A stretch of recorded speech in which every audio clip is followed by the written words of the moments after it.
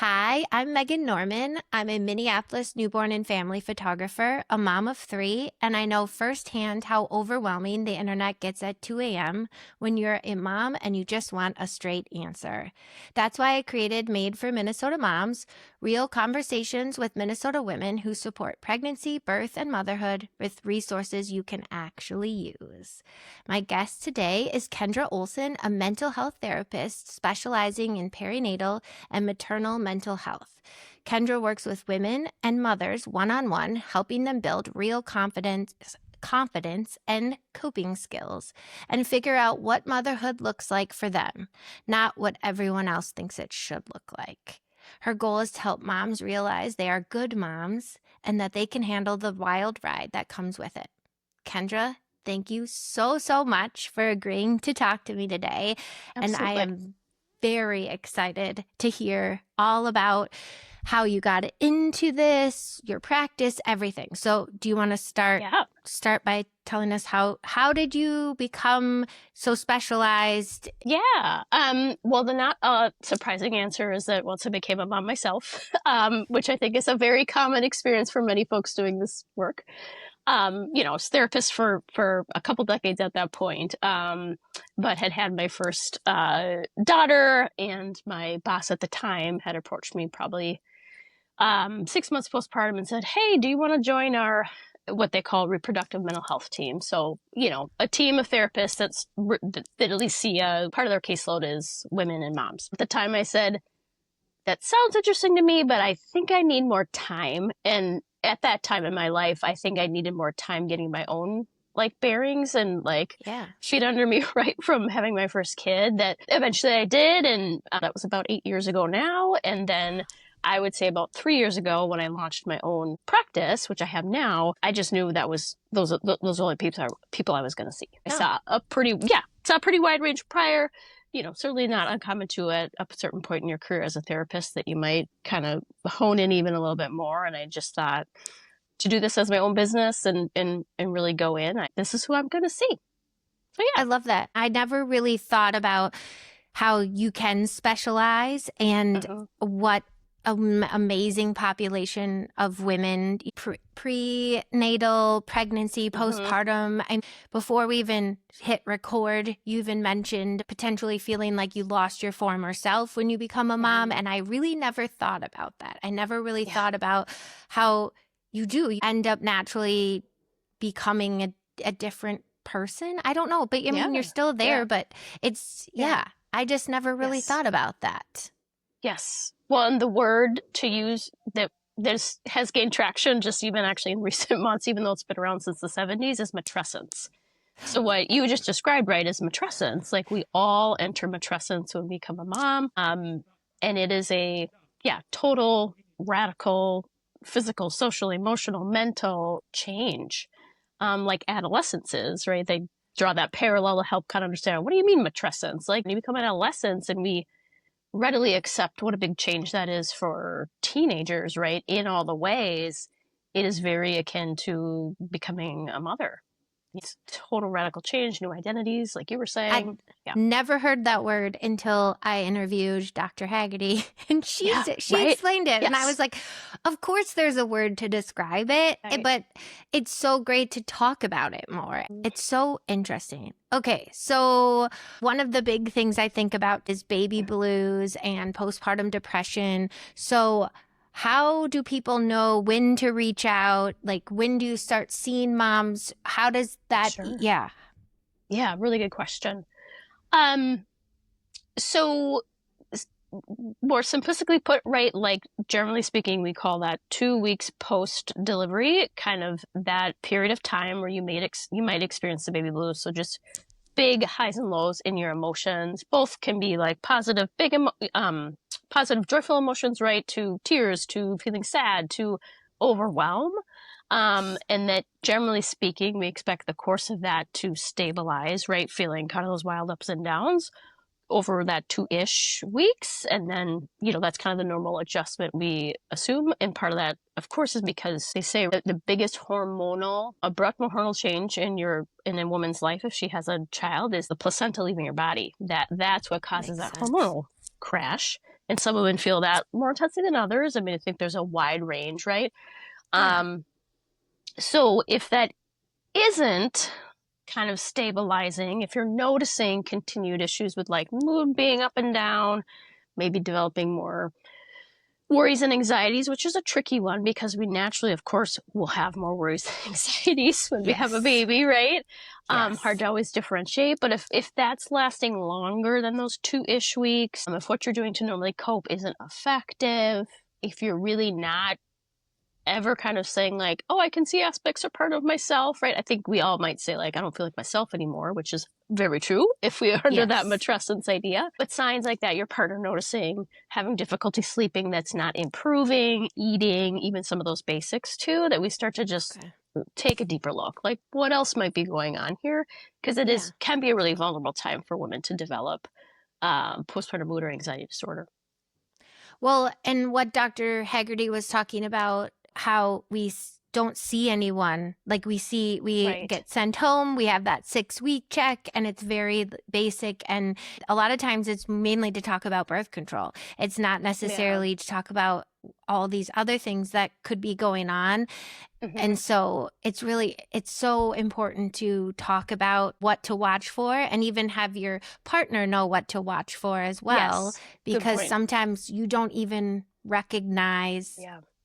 because again, very much a theme in here is Mhm. how we normalize things. We just think, Yes. oh, that's just what it's like when we What it have a is. baby. Hmm. But it doesn't Yes. have to be like that. And there are Yes. people out there that want to support you and have tools to help you Hmm. figure it out, sift through it. Yes. Absolutely. Oh, I love it. Besides talking about baby blues and Hmm. postpartum, can you explain how you also work with women in pregnancy and prenatal anxiety and depression, or even loss from pregnancy, things like that? Yes. Yeah. Yeah. So I guess I like to describe that I tend to meet clients that are at sometimes the very beginning of that like family building phase of life. So they are either trying to conceive. Probably more commonly, they're having trouble conceiving. Maybe they're even in infertility treatments or kind of considering those and having the understandable kind of emotional distress that comes with that experience. So, kind of at the very beginning, through if they're going through infertility treatments, making, what can be kind of big decisions in that process, experiencing loss, pregnancy loss. For sure. Then, of course, yes, women into pregnancy. Some women, and I'm seeing this more, which is like really exciting that they're coming to me maybe, half-ish way through a pregnancy and they're doing okay, but they are aware that getting into postpartum once their baby arrives can be a vulnerable time. So they're Smart. kind of like trying to get some traction beforehand, which is just great. That is Um, so smart. yeah, so sometimes I see that, which I'm always like, I'm so glad you're reaching out. You don't have to be in, dire straits to reach out or need more support. Just being proactive about that, knowing, yes, that's so smart. Yes. Yeah. Yeah. Yeah. So, and then postpartum, of course, kind of the adjustment to postpartum, and then not the end really, never really ends. We think about it, of course, in terms of matrescence too, but I'll definitely have clients, a fair amount of clients, right, that just have relatively young kids and they're out of that initial phase, but it's so intensive, right? And the demand's so high, and maybe they're coming to that place of like, okay, I got my head above water, but now I'm kind of asking questions like, who am I anymore? And I've neglected myself for 4 years, right? Or whatever it might be, that it's kind of little different stuff we're working on at that phase of motherhood. And I really enjoy that too, because it doesn't just end right after a year of postpartum.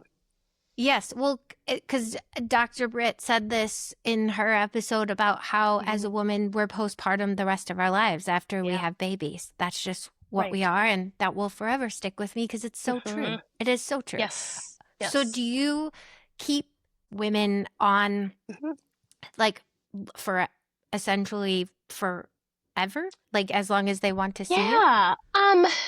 The latter for sure, generally speaking, right? As long as somebody feels like they need that support, what we're doing together is helpful, of course. Um, a lot of times what I might shift with clients that I'm seeing more frequency, right? Maybe they come in during a pregnancy, they have baby, they eventually feel like they're doing okay, and we kind of taper how often we see or meet each other. And some folks, right, they're ready to be like, I reached a point and I want to kind of graduate from therapy. And that is ultimately what I want probably for most of my clients, right? That they don't need to come. Though I will say there's a fair amount of clients I see that coming to therapy, and maybe I see them once a month, right, for like supportive sessions, that is part of how they maintain their mental health. And I Yeah. don't see it from my perspective to be like, you shouldn't or don't need this. I just say, well, that's great. If that's part of what helps you maintain coping and just like check in with somebody, that is something I'll do too. Oh, I think that's great because I am a Yes. very much of a verbal vomiter. So I Sure. really love to just, that's how I You kind of need the process through space things. sometimes, right? hmm I'm Yes. glad I have a partner who is willing to listen Yeah. to me just for, because then I just process it and then we can move on. But like when Right. it's in my brain, it just it's Yes. quickly, it's very easy to go down the rabbit hole, I feel like. Oh, And for then sure. saying it out loud so often is hmm what can help you like, oh, I'm going to break that cycle. And one of the hmm things Dr. Haggerty was talking about too is as moms, I never really thought about this, but how we visualize all the worst, right? So something bad Yes. couldn't have even happened, but we hmm can't stop visualizing what could have happened, right? hmm Or those intrusive thoughts. And so it's hmm nice to just have a person who understands this and just to hmm say it out loud, and that it's a lot of times too that it's not your partner because it's just a different, Yes. like, neutral For party. sure. Yes. Yeah. It can make all the difference. And yeah, at some point, right, your partner isn't a therapist. They have Yes. their own stuff, right? You do want to Yes. like maintain a space and a certain dynamic in your partnership around parenting or whatever it is too, that can become, it's too much for the relationship. Like, yes, go see a professional, go see somebody that you're going to pay to give you some tools to listen to do all that stuff. Yes. No. Oh, okay. I also was curious. hmm What do you wish most people understood about the emotional toll of miscarriage, failed IVF, and the long road of fertility treatments? Because I've had quite a few Yeah. friends who have gone through it multiple times, and I just watching from, as a friend and from afar, I just know Yeah. it does take a toll. Yeah. Um, from my end, what I see kind of walking along clients who go through that, um, I mean, first and foremost, I think the emotional and physical kind of grueling nature for a lot of people isn't maybe well understood or thought of. Not only physically, what is it like to go through if they're at a point of doing any kind of intervention, let's say, to help them conceive, and then yes, certainly emotionally, the space those folks are sitting in for sometimes a very long period of time that is unknown and uncertain. They can't control. It's not guaranteed. The up and down of waiting, like how much waiting happens in that experience too, at various And points in the the process. hormones. I feel like you're Yes. just getting it hmm all from all angles. Right. Yeah. So of course that's going to affect how you feel emotionally, right? Sometimes what happens is that makes them question what they're feeling. And some of the work I'm doing in therapy is just like, it totally makes sense you're feeling this. It's not because you have a bunch of hormones surging through you. Yes, they're impacting you. They're making things feel potentially more intense, but not in invalidating, even without that impact, the, significant grief. And it's ambiguous grief, which just means often it's not necessarily as tangible and as concrete as other types of grief we might experience in life, That's but a good point. certainly, right, just as real. But that type of ambiguous loss can sometimes be harder to validate for ourselves, for others to validate, to kind of feel some sense of closure, right, or repair even. It's just this tricky type of loss in life that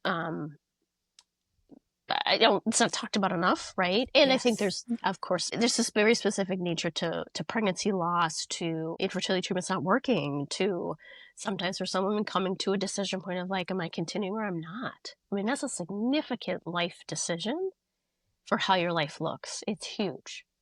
It really is, because I feel like you were like told don't get pregnant and you did all the things to not get pregnant. Mhm. So then once you're ready to get pregnant, you're like, well, I want to be pregnant now. Like, this is what I want to Right. do. I'm ready for this. This is hmm the next thing. Yeah, that would be really challenging. And I think having found you and knowing that there's a therapist out there that really specializes in this, like motherhood, it's just important. I think we should talk about it more. It's okay to talk about it. Yes. Yes, Reduce the it can be shame. uncomfortable. Yes. Right. Yes. Yeah. Well, if Yes. that's one of the parts why I think people don't talk about it, is because for a lot of women, there's this unfortunate kind of feels like inherent shame that if you're not, this is what you're supposed to do. This is what Yeah. makes you worthy, valuable. I could go on and on about like the societal, Oh, really terrible impacts about some of those pieces, but like that's part of why it's also so difficult, because it feels like such a personal failing. And the second thing I would just add to that, to your question of like what's important to know that a lot of people don't, is this. So let's say I do see a client through successful conception, right, having a baby through infertility. That infertility experience is going to impact how you come into motherhood. It's going to have an impact. good point. It's Very a good point. vulnerability sometimes Yes. to how you'll adjust. I never even thought about that. That Mhm. makes a lot of sense. Yeah. So it goes back to having a village, knowing that Yes. you have people that you can talk to about this, and that uh, I keep referencing other episodes, but Hannah came on and she is a Hmm. postpartum doula. And Mm. one of the things that will stick with me from her interview is she talks about how we plan for our weddings. We have all these Hmm. vendors, we take all this time, and we don't Yeah. do the same thing when we have a baby. But it's even a bigger, Right. it Oh is gosh. even a Right. bigger experience for your body. For you made this incredible human, and there's Hmm. so many different paths to getting there, right? Like, Hmm. and Yeah. so just having people like asking for help, and that's great. Having those people around you, focusing on that postpartum care and how important those first, Hmm. 40 days even are outside Hmm. of that 6 weeks. Like, it's just, Yeah. yeah. And then let's talk about, the crazy, mom culture and all the things that Yeah. we should be doing, quote unquote. Right. And like everything social's telling us. It's crazy. Yes. I mean, Yes. I bet, is that something that you talk to moms about and like Yeah. I process? Well, speaking of social media, I just chuckled because I just literally yesterday wrote a blog for Stephanie Sinclair of How to Mom. She's a birth and postpartum doula and had the birth education. So we partner, and I put blogs up on her website, right? And I said, oh, I'll do one about social media and moms. So I was just writing about like, is it good, is it bad, and how do you use it so that it doesn't, impact your mental health. So yeah, it's such a huge influence. Not all in bad ways, but in everyone's daily life, much less, yeah, I think about it in terms of like, there's a little bit of a vulnerability for a new mom, right? Or just moms in general, right? To your point, where we're seeing the highlight reels or, seeing somebody's strong opinion about something who has no credentials, but you're feeling really desperate and scared, or now suddenly you're worrying, with anxiety, for example, right? I'll see a lot of moms that they know they're looking at stuff that's just triggering more anxiety. But does my kid have this? Is my kid that? Like, but they kind of can't stop. Or just the nature of the algorithm and using social media. It's like, I spent a half an hour terrified my child had XYZ diagnosis, Oh, right? And it's like, oh, yeah, we gotta, at least for a period of time, sometimes just like, yeah, right, not turn it figuring out a off. way to help them mitigate how often they're using it or what that impact is. It's hard because I also find myself, as I would call it, doom Mm-hmm. scrolling, because Mm-hmm. it's just Yeah. no one's asking me for anything. I'm just sitting there. Yeah. And yes, Right. you're thrown so much information and to try to sift through to figure out, yes, there's some Mm-hmm. great nuggets.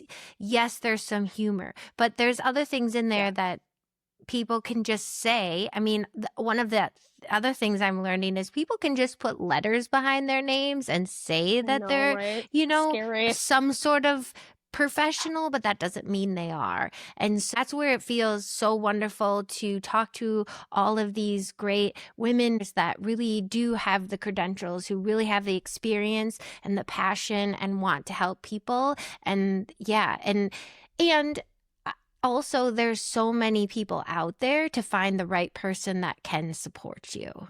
hmm hmm Yeah, and just, whether, it's a doula, right, you're going to go see to prepare for a birth, or a mental health therapist like me in postpartum, like there's this benefit to having, right, these parameters around how much information you're going to receive, Yes. obviously care and support that's very specific to your situation and variables. And, I mean, we all can use that advice, right?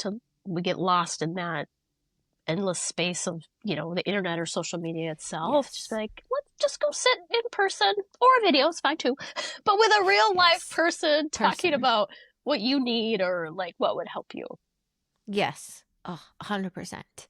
hmm Uh, so what does the process of rediscovering your identity outside of motherhood actually look like in therapy? Like what do you guys Sure. work on? What do you talk about? How does that, yeah.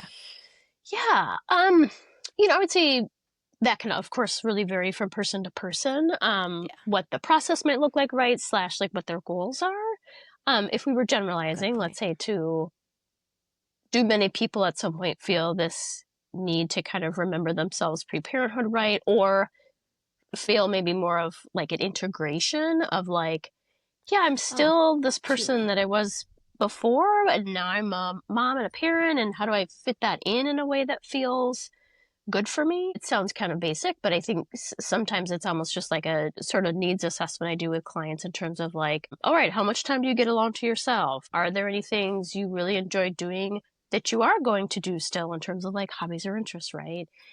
Those aren't Yes. necessarily what get you back to yourself, or really, right, it's the new version of you, but it is kind of, it shows me like what's lacking. And sometimes with, like, where it's more of a problem with some clients, right, might be like they're not getting any of these even basic needs met, in terms of caring for yourself, not just physically, but just like be having enough time in your day or week where like the demands of others are like temporarily suspended, right? Yeah. Or you get to choose what you're going to go do. It's not based around everybody else. Like, That's a good trying to point. find a better, a re a how am I say this? An equitable distribution of your needs within the family unit. I think So, that's yeah, a really good way to put it, because I think so often we hear self-care, self-care, self-care. yeah. And yes, self-care is important, but hmm it's it's not as easy as just being like you need to get self-care. Yeah. So, because there is guilt sometimes hmm behind that, like I'm taking this time away from my family. Like there's hmm all of those feelings, and I know I've even had them. And hmm so it's like like the slow drip into that is like, Yeah. Yep. for me it's like I remember when my older two were young, is just like hmm 5 minutes, starting with me having 5 minutes. I hope that people can ask their partners or someone just to give them 5 minutes, because it hmm feels like it's one of those things that, at least in my opinion, or my experience, I should say, it was like a slow build, right? To get to the point where now I'm Sure. like, That you I don't could. feel Yeah. bad going out with my girlfriends. My one mom trick or hack that has Yeah. really worked well for me seeing my friends at a certain point with 3 kids hmm is we set a date monthly. We have a monthly Yes. date. We have Yes. the That's a great same idea. day, the same time, the same place, because we all know Yes. we have decision Right. fatigue. Like, Yeah. Very there's true. so many times where you send like a text message to a friend and you genuinely want to hang out, but then when you hmm start looking at your schedule and hmm everything, and you're like, this Yes. is too challenging, I can't do Yeah. this. Right. That's been the best hack. And granted, you give yourself grace in the sense of like things are going to come up. My family is Sure. going to take preference hmm to it, but I liked the way you described it in like figuring out the right balance essentially for you. Does not hmm have to be, it's not like 50-50 or anything Right. like that, but it's Right. figuring out what is the right balance, and Yeah. yeah, Yeah. and getting it. So Yeah, totally. I think it's like a deeper part of my passion, I guess I would say, is I feel like it's a deeper shift too, in the not as always obvious ways that we tend to put women last, slash, especially in relationship. We're socialized to care for everybody else and make sure everybody else yeah, is okay before we're okay. yes. That even in their own small world, right? How are they shifting that dynamic? That's like, wait, does it need to be that way? Like, are these socialized expectations good or healthy for any of us? I don't, that again, Yeah. where it is like, yeah, of course you're going to prioritize your children and all these things. We feel like we're threatening to put ourselves first or say like, maybe mom doesn't want to do that thing, even though everybody else does. Can that be okay? We go with mom's plan, right? Like Yeah. even that thing that seems small, but it is this act of mom doesn't always have to be the default bender and accommodator and I'll get to me last, it's fine. But that happens in very small to big ways in many families still. That is very true. It is very Yeah. true. It is a Yep. default mode, but it is nice. Mm-hmm. It's nice to hear someone be like, no, you don't have to do Right. that. It's okay to not do that every time. Yes, we might do it, a good portion of the time, but it's also okay to be like, no, I don't really want to do that. I feel like it's one of those things that takes practice. Oh, absolutely. Totally. Yes. I mean, I have to work on that. I don't do well at it all the time. I have to remind myself of that, right? Whatever I'm telling my clients, like, am I doing that myself? I know. It's hard. It is hard. That's such a good reminder. What is a common myth or misconception about mental health and like seeing a therapist or yeah? Yeah. I would say the first one that comes to mind, and I think it's specific to this realm, like perinatally, in your family building years of life, maternal mental health, is that you have to be like just in the dumps of the dumps to need therapy or seek it. Good And, and I think maybe that's true generally in mental health as well, right? Like, oh, it's not that bad, you're fine. Oh, I won't go see a therapist until like Yes. XYZ thing is happening, right? Or I can't get out of bed or I can't function. You can go sooner to see a therapist.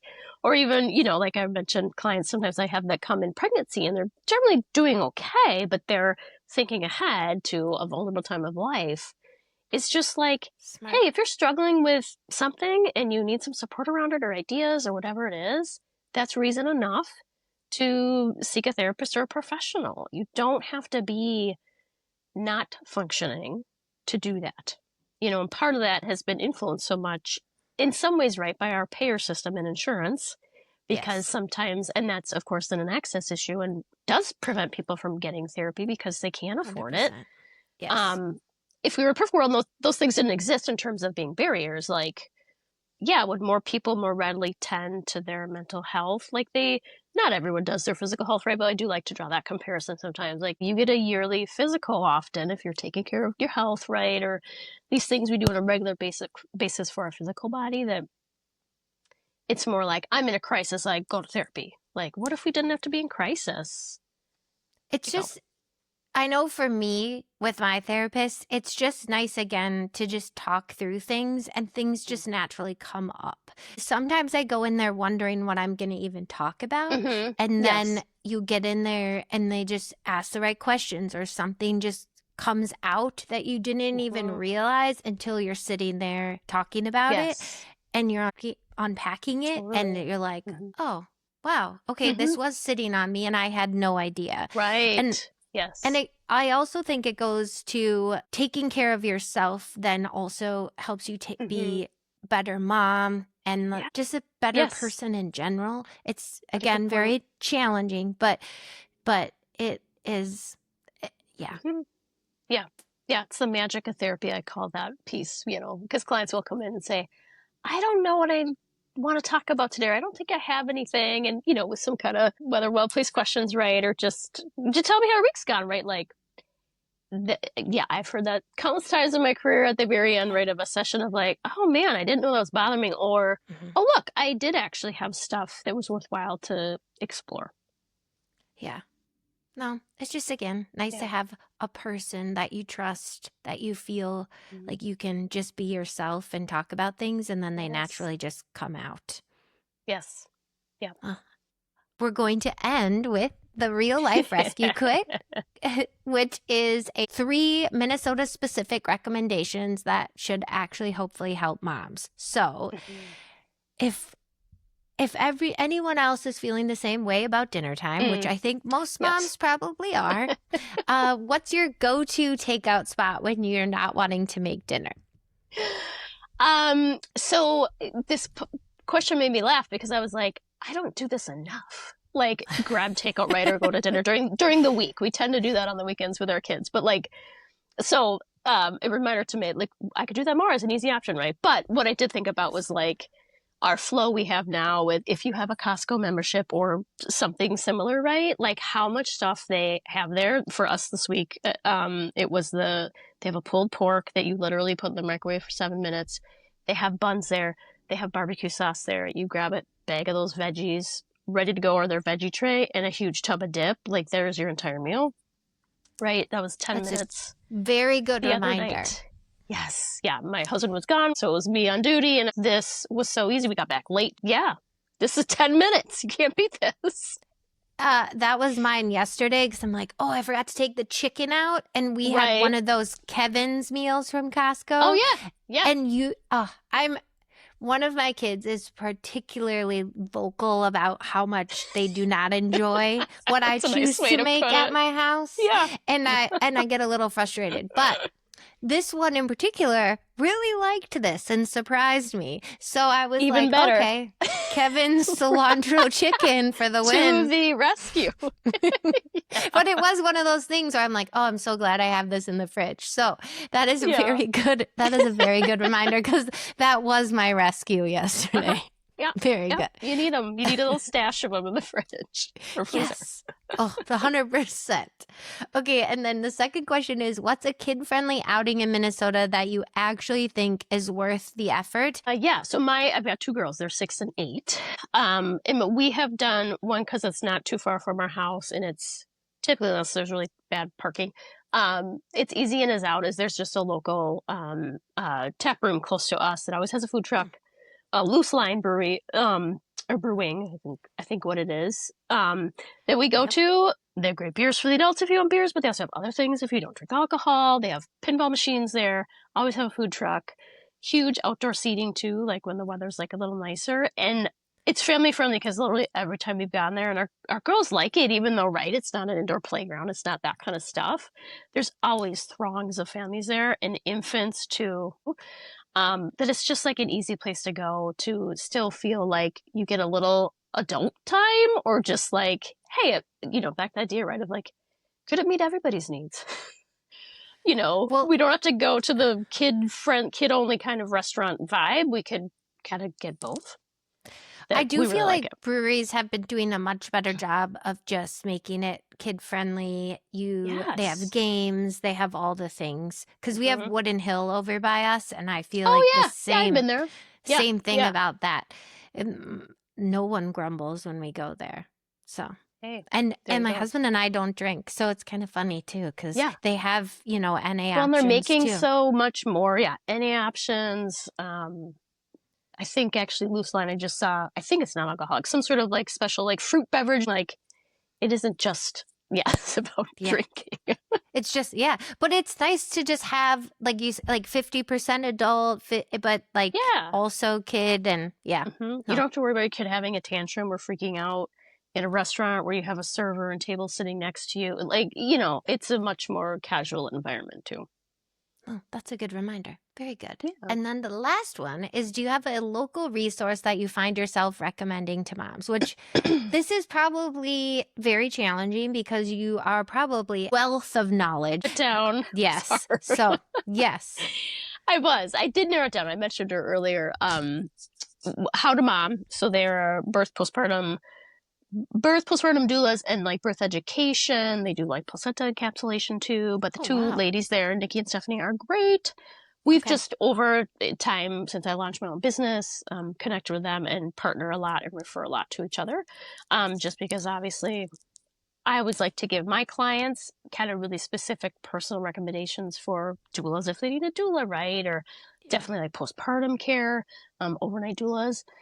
And they, of course, likewise refer clients my way too. And it's just somebody that needs, a little more support or had a traumatic birth, right? All those kind of stuff that might come up in how they intersect with clients too. So they're great. Nikki and Stephanie, they're awesome. So I can't recommend them enough.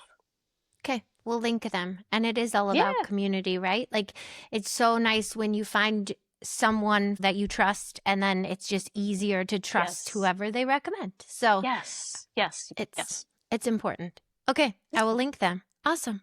Thank you, Kendra, for coming on here, taking time to chat with me. I really appreciate it. And I know that more people are going to want to find you, so what's the best way for them to do that? Yeah, so heading over to my website, it's pfmwellbeing.com. That will give you more information about, the types of services I provide in terms of, infertility, pregnancy, postpartum care. And then there is a page that you can directly hit a link to schedule a free phone consultation. It'll pop up my schedule. You can pick a day and time that works for you. If not, you can shoot me an email, which is also on the website. Typically, I offer that to everybody, of course, to just kind of suss out, like, what are they looking for? And also for them to be able to ask questions about me to make sure it's a good fit, because that's important, is that it feels like a good fit in doing that. And you can also find me on Instagram. It's PFM Wellbeing on Instagram. You can find me there, and then it'll, of course, has all the links back to my website. So ultimately, the website's probably the easiest, but if you're looking for a little bit of my personality, you can find some of that, at least in an Instagram way, social media way, there, and hopefully some free, professionally backed guidance or advice about perinatal and maternal mental health stuff. Perfect. And I'll link it obviously in the show notes too. Thank you. Awesome. Thank you. Yes, I really so appreciate welcome. taking the time to do this. I just think that talking about mental health, that pregnancy, postpartum, motherhood, all of the things, it's so important to just know that there are people out there that support you. And I just, Awesome. No, it was a lovely conversation. It was great. Thanks for listening. And now for my quick disclaimer, the part I have to say out loud. This interview is for educational and informational purposes only and isn't medical advice. For guidance that fits you, talk with your healthcare provider. Thanks for listening to Made for Minnesota Moms, and I can't wait for the next interview.